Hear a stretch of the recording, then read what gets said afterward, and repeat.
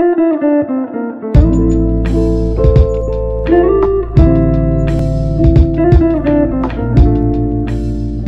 sommes plusieurs anesthésistes à avoir soutenu ce projet d'introduction du casque de réalité virtuelle au sein du bloc opératoire pour plusieurs raisons. Beaucoup d'actes se passent sous anesthésie loco-régionale, donc chez des patients qui sont éveillés avec juste une partie, souvent un membre qui est endormi.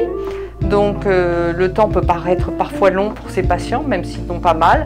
Donc c'est un moyen de les détendre. Et nous avons également des patients qui sont opérés sous sédation, qui est une anesthésie générale légère. Et pareil, parfois le temps peut paraître un petit peu long et plus que de la douleur, c'est un inconfort pour le patient. Donc cette technique permet de les aider à se maintenir calmes, sans bouger et à se détendre.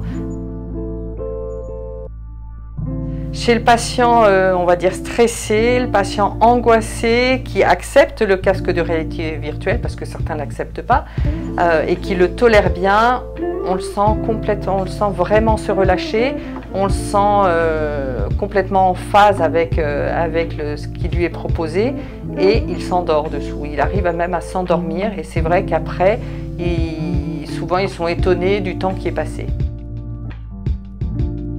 Ça m'a vraiment permis, en tout cas, de déstresser, et je trouve que c'est quand même super important, de vivre autrement son opération que dans le stress et l'angoisse et la peur, et voilà.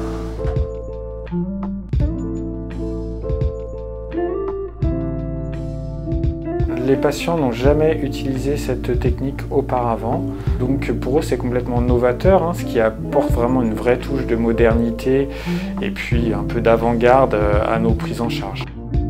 Les équipes l'ont pris en main vraiment de manière immédiate et on s'en sert très régulièrement.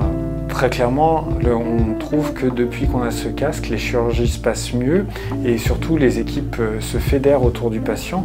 C'est déjà ce qu'on remarque lorsqu'on utilise des techniques d'hypnose et on remarque exactement la même chose avec la réalité virtuelle. C'est un travail d'équipe parce qu'il s'agit que tout le monde ait conscience que le patient écoute un casque, il ne faut pas faire trop de bruit, il faut le prévenir quand on le bouge puisqu'il ne voit pas.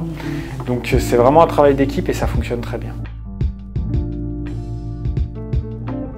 Ce matériel, pour moi, est un vrai plus dans la prise en charge des patients, tant à la fois sur le côté anxiolyse que sur la prise en charge de l'inconfort et de la douleur.